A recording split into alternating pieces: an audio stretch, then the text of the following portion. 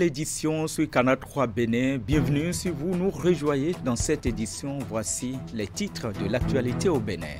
Au sommaire, ce dimanche, changement de maire à la direction départementale de l'industrie et du commerce à Takora-Donga. Nommé en conseil des ministres, Antarou Para a pris les rênes des services de l'État dans cette région du pays. À suivre dans cette édition, les images et discours de la cérémonie de passation de charges. Assure également la caisse mutuelle L'Espoir de Cotonou qui tient son assemblée générale mixte. L'idéale occasion pour les participants de procéder à l'amendement des tests fondamentaux qui régissent cette organisation financière qui, entre-temps, était dans l'impasse. Le ministre de la Culture, Jean-Michel Abimbola, a installé les membres du conseil artistique de l'Agence de développement des arts et de la culture. Le dit conseil a pour but de contribuer à la promotion des arts plastiques dans toutes ses formes.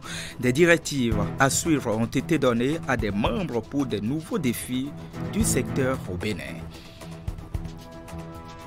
Voilà pour le sommaire. Bonsoir à tous. On démarre cette édition avec le gouvernail de la direction départementale de l'industrie et du commerce à Takora-Donga qui change de main. Après sa nomination en conseil des ministres, Antarou Para, je vous le disais dans le titre, a pris officiellement les rênes de la direction. La passation de charges entre les directeurs a été présidée par le secrétaire général du ministère de l'Industrie et du Commerce. Les détails, Alassane Harouna, Abdou Sahabi Rissou.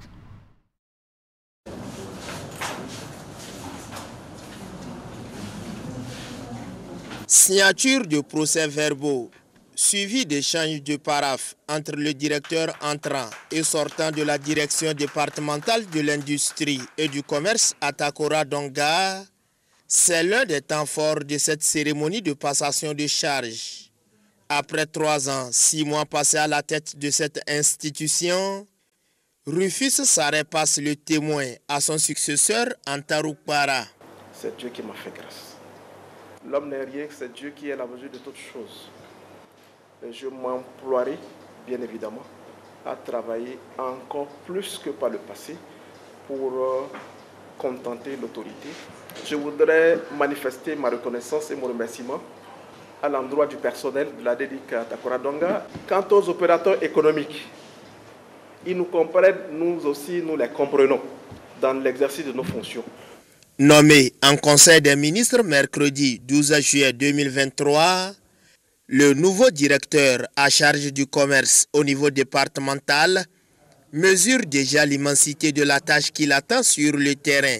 Monsieur le secrétaire général du ministère de l'Industrie et du Commerce, je voudrais que vous rassuriez Madame la ministre que je mesure pleinement le défi qui est le mien ainsi que la place de son département dans la mise en œuvre du plan de croissance et de développement durable et du programme d'action du gouvernement. En effet, la vision sectorielle de notre pays est de disposer d'un tissu industriel diversifié et compétitif qui promeut la transformation des produits agricoles et miniers dans le respect des normes environnementales. Après la transformation, vient alors la commercialisation de ces produits de manière à stimuler la croissance économique et la réduction de la pauvreté. Occasion propice pour le représentant du ministre de l'Industrie et du Commerce de s'adresser à ces 2 directeurs en ces termes. Monsieur le directeur départemental sortant, vous avez remarquablement conduit cette direction départementale et par vos succès, vous avez su insuffler une nouvelle dynamique à travers une bonne collaboration et une belle synergie avec les autres services déconcentrés, une réelle contribution à l'assainissement des activités industrielles et commerciales et le tout soutenu par une bonne cohésion avec votre équipe de travail. Par tout ceci, vous laissez à votre successeur un cadre propice à une belle éclosion. Monsieur Antarou Para, Madame la ministre de l'Industrie et du Commerce a placé en vous sa confiance parce qu'elle est convaincue que vous serez à la hauteur de la mission qui vous est confiée. Le directeur entrant compte déjà sur le personnel sous sa tutelle et le soutien indéfectible des autorités à divers niveaux pour relever les défis du secteur industriel et commercial au plan départemental. Une délégation du programme alimentaire mondial conduite par sa directrice exécutive est au Bénin. Cindy Mike Kane est allée échanger avec des membres du gouvernement sur les tenants et aboutissants du programme national alimentaire intégré au Bénin. La rencontre a eu lieu au ministère en charge du développement et de la coordination de l'action gouvernementale. Après 7 années d'exécution du programme national alimentaire intégré au Bénin, Cindy McCain, la directrice exécutive du programme alimentaire mondial, est au Bénin. Objectif, constater l'état d'avancement de ce programme dont le PAM est le partenaire technique et financier. Je retiens qu'on a eu une très bonne relation de travail avec le gouvernement, avec une grande ambition de réaliser 100% de couverture dans le pays, ce qui est une très bonne chose et nous continuerons à travailler ensemble. C'est un modèle que nous retenons et j'apprécie. À la rencontre, 5 membres du gouvernement, Abdoulaye Bio-Tchane, Yves Kwaro Chabi, Véronique Toyin-Fodé, Gaston Dossoui et Tchegoun Adjadi Bakari. Ils n'ont pas manqué d'exprimer leur satisfaction de ce programme, qui est d'ailleurs l'un des points phares du programme d'action du gouvernement. Je veux donc vous dire notre satisfaction, la satisfaction du gouvernement du Bénin pour la coopération que nous avons avec le PAM sur ce programme et de façon générale sur les activités du PAM au Bénin. Aujourd'hui, le peuple béninois, à grande majorité, je dirais pour la plupart, se réjouit du bon fonctionnement de ce programme. Et ça également, c'est dû à ce partenariat.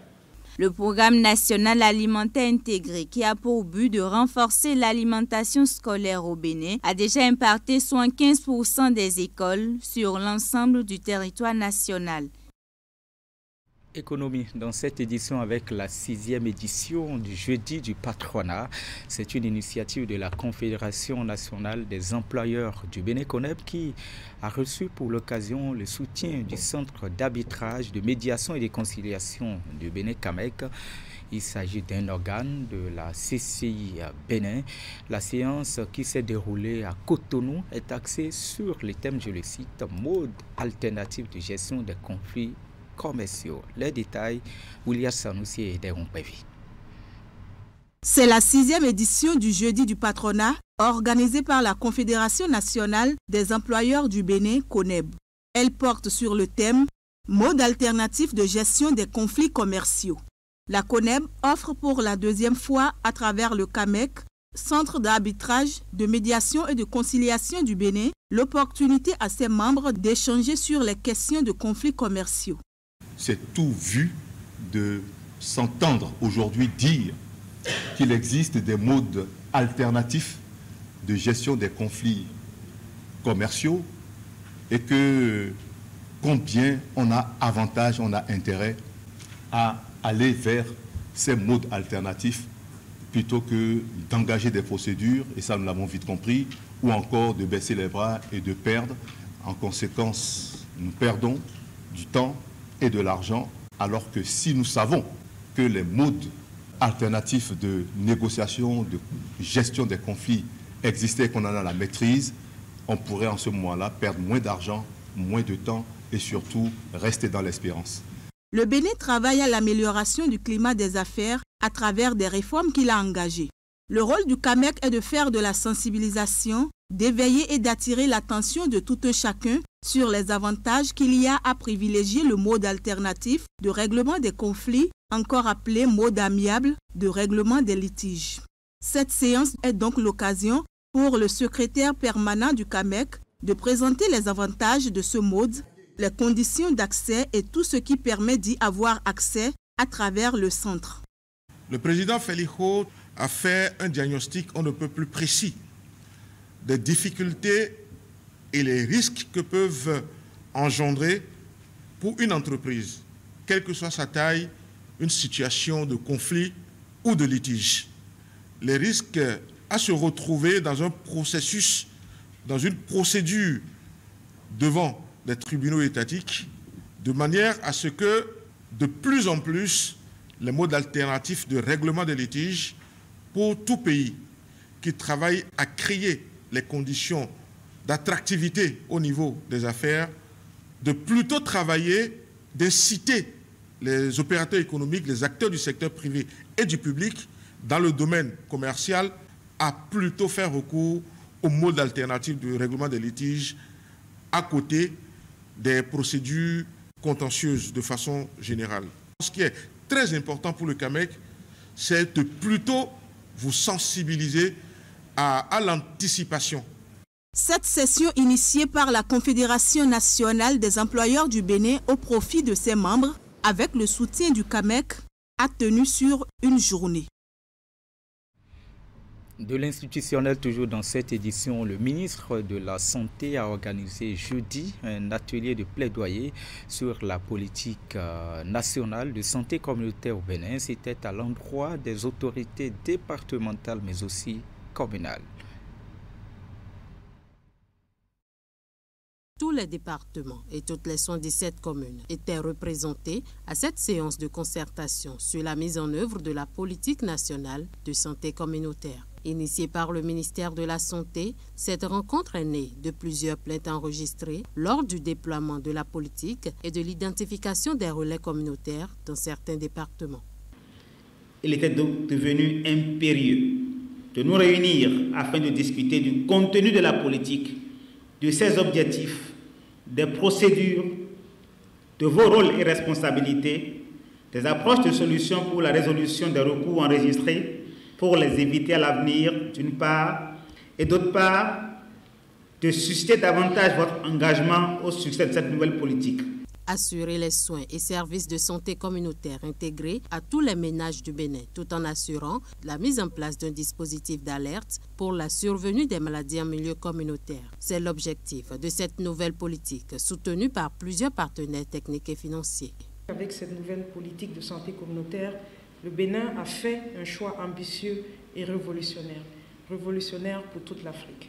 L'UNICEF a cru à cette volonté nationale dès le début et a soutenu activement la phase pilote dans 6 communes du nord du Bénin, à savoir Banikwara, Bembereke, Kalale, Malanville, Niké et Simindé. Pour la période 2022-2027, au Bénin, l'USAID s'est doté d'un nouveau plan stratégique.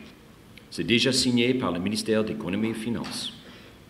Et s'engage à continuer à travailler avec le ministère de la Santé et tous les autres acteurs de cette One Health pour étendre l'offre de services en déployant environ 2300 relais communautaires dans une vingtaine de communes d'ici janvier 2024.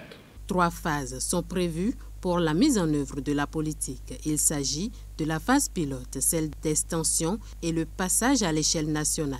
À tous ces niveaux, le ministre en charge de la décentralisation invite les préfets et les maires à jouer leur partition. Il me plaît d'inviter les maires et les secrétaires exécutifs de mairie, sous le regard bienveillant et vigilant de l'autorité de tutelle, à prendre leurs responsabilités et à œuvrer pour le succès de la mise en œuvre de cette politique qui est l'une des réformes phares du PAG 2. Officiellement lancée le 9 juin 2023, la nouvelle politique nationale de santé communautaire vise à booster les indicateurs dans le domaine de la santé au Bénin. Et puis, cet élément en titre, le ministre de la Culture, Jean-Michel Abimbola, a installé les membres du conseil artistique de l'Agence de développement des arts et de la culture. Le dit conseil a pour but de contribuer à la promotion des arts plastiques dans toutes ses formes au Bénin. Les nouveaux conseillers ont été instruits des directives à suivre afin d'accomplir les tâches qui leur sont attribuées. Regardez. Le décret 2023-273 du 24 mai 2023 portant nomination des membres du conseil artistique de l'Agence de développement des arts et de la culture. Le président de la République décrète. Article 1er. Sont nommés membres du conseil artistique de l'Agence de développement des arts et de la culture les personnes dont les noms suivent. Madame Colline Lee Thompson-Venit, Madame Diane Awounou, Madame Claude Borna, Madame Germaine Akouni, Madame Angela Akerebourou, Monsieur Franck Dossa, Monsieur Idelphonse Afogbolo, Monsieur Tony Coco Villoin, Monsieur Lionel Talon, Monsieur José Plia, Monsieur Florent Kouaozoti. Article 2. Monsieur Florent Kouaozoti est nommé président du conseil artistique de l'Agence de développement des arts et de la culture. Article 3. La durée du mandat des membres du conseil artistique est de 3 ans renouvelable pour compter de la date de leur installation. Voilà le décret qui sous-tend la nomination des membres du conseil artistique de l'Agence de développement des arts et de la culture, autrefois Galerie nationale. La mise en place de ce conseil vise des objectifs précis dans les domaines des arts visuels, vivants et de la littérature.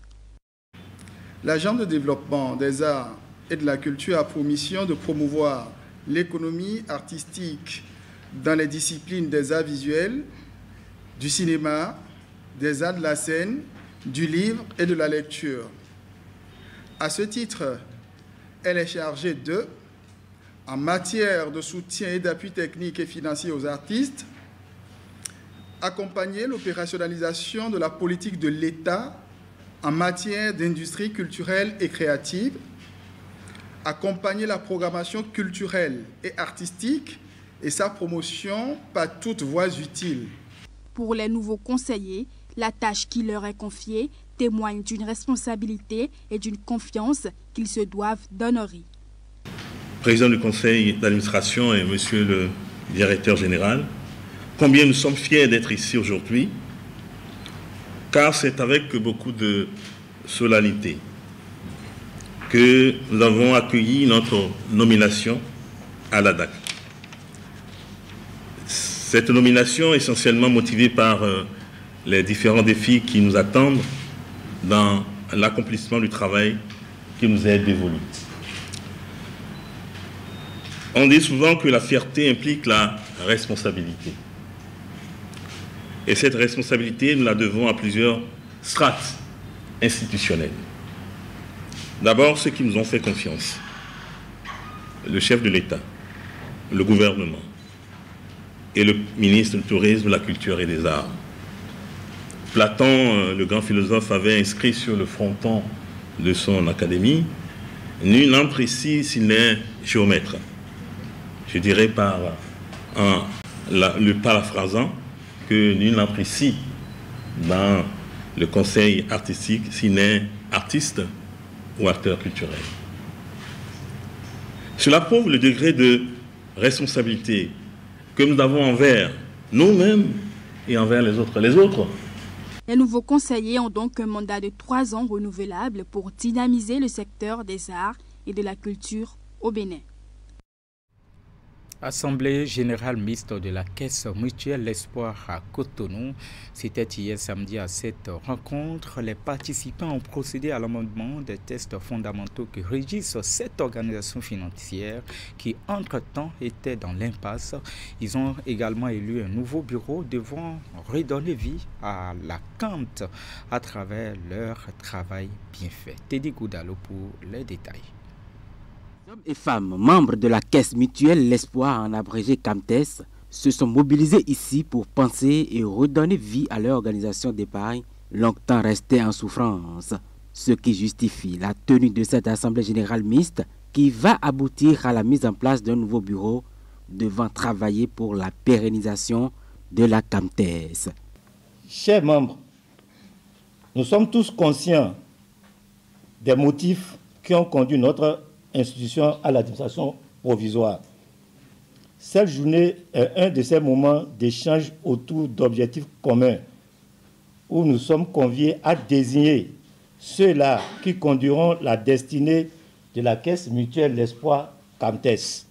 Nous tenons à féliciter l'administration provisoire pour les progrès et les performances réalisées. Au nombre des facteurs de ce succès, on note une bonne structure organisationnelle. Notre souhait pour la PSFD est de maintenir l'élan. Il est également question pour les participants de procéder à l'aménagement des tests fondamentaux qui régissent la CAMTES et surtout l'approbation de ses comptes financiers. Ces assises constituent donc le déclic d'un nouveau départ de cette institution financière qui était dans l'impasse. Aujourd'hui, le FNM n'a aucun encours de crédit avec CAMTES. Les portes du financement de la microfinance demeurent ouvertes à toute institution qui s'inscrit dans la dynamique de l'inclusion financière des couches défavorisées de notre pays. Nous voudrions espérer qu'au terme de cette Assemblée générale dite mixte, que le partenariat qui avait commencé avec CAMTES et qui, je vais dire un peu, a été suspendu, reprendra de plus belle. CAMTES est actuellement dans un état de convalescence.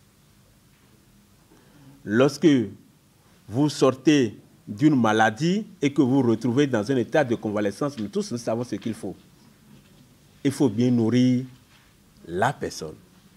Et ce que CAMTES a besoin actuellement dans cet état de convalescence, ce n'est rien d'autre que la recapitalisation. La Caisse mutuelle L'Espoir est spécialisée dans l'assistance et l'octroi de microcrédits aux artisans, commerçants, entrepreneurs et bien d'autres.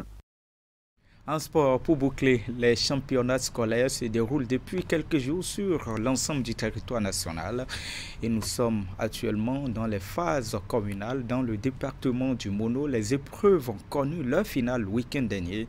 Le point des compétitions concernant la commune de Lokossa avec notre correspondant sur place, Narcisse Alossé. Scène de liesse populaire ici au stade municipal de Lokossa. Ambiance générée par l'épilogue de la phase communale des championnats scolaires. La grande finale de l'épreuve de football a mis aux prises ici l'équipe du collège d'enseignement général numéro 1 de Lokossa, dont les joueurs sont en blanc, et celle du collège d'enseignement général numéro 2 de la même ville. Sous les yeux des autorités de la région et d'un public venu nombreux, les 22 acteurs ont fait admirer leur talent. À cette symphonie des Bleus, les Blancs ont donné une belle réplique sur cette échappée de leur excentré droit après la mi-temps. Le score est resté ainsi jusqu'au coup de sifflet final. Le recours est fait au tir au but et ici, les joueurs du CG1 se sont montrés plus adroits. Vous voyez l'ambiance qui règne, donc cela prouve que c'est une bonne activité pour surtout la fin de l'année que nous sommes en train de connaître. La mobilisation que nous avons autour de différents matchs témoigne de ce qu'il fallait absolument donner cette opportunité aux plus jeunes afin de déjà d'inculquer une culture, de détecter des talents et de créer les conditions qu'il faut pour que nous puissions avoir les talents de demain à partir de ces plus jeunes-là. Et pour avoir ces talents de demain, plusieurs autres disciplines, notamment le basketball, le handball et l'athlétisme, accompagnent le football dans ces championnats scolaires. Vous savez, le championnat scolaire pour nous, c'est un pas. Il n'y a pas que le championnat scolaire, parce que le championnat scolaire nous permet d'identifier des plus jeunes pour pouvoir les mettre dans un autre projet que nous appelons notamment par exemple les sélections départementales qui font office d'académie. Les vainqueurs de ces phases communales s'affronteront dans quelques semaines à l'échelle départementale pour l'obtention des lauriers devant leur permettre d'accéder à la phase nationale. C'est la fin de ce journal préparé par l'ensemble de votre équipe rédactionnelle. Merci de votre fidélité. Bonsoir chez vous.